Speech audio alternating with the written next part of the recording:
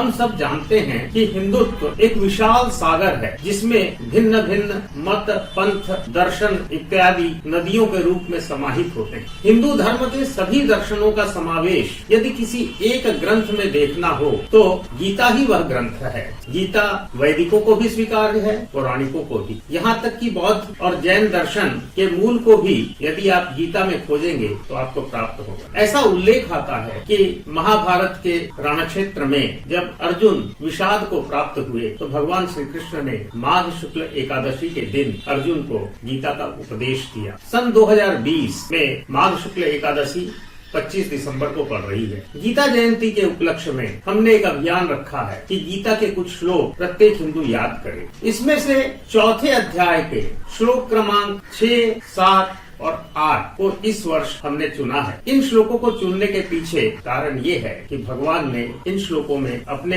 निराकार होने की भी चर्चा की है और साकार होने की भी।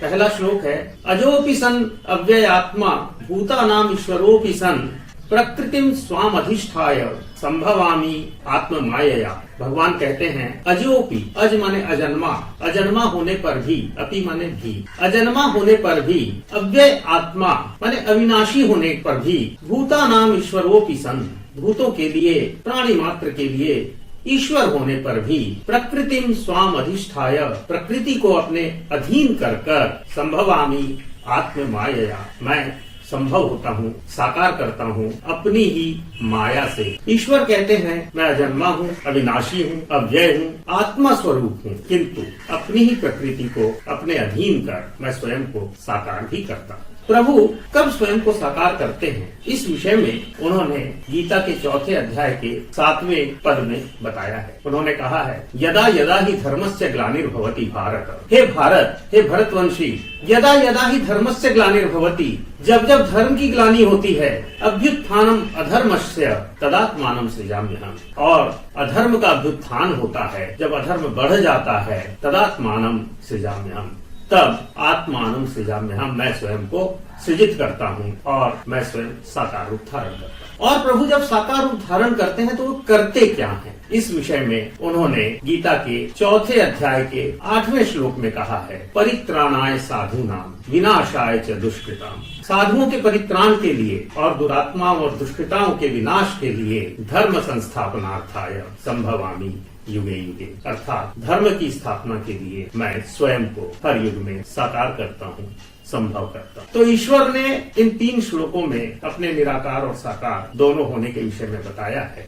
इन 3 श्लोकों को मैं एक बार सस्वर पाठ कर आपको सुनाता हूँ ताकि आप इस पाठ को सुनकर इन श्लोकों को याद कर सकें। अजोपि सन् अव्ययात्मा भूतानाम ईश्वरोपि सन् प्रकृतिं स्वाम अधिष्ठाय संभवामि आत्ममायया, यदा यदा हि धर्मस्य ग्लानिर्भवति भारत, अभ्युत्थानम् अधर्मस्य तदात्मानं सृजाम्यहम्, परित्राणाय साधूनां विनाशाय च दुष्कृताम्, धर्म संस्थापनार्थाय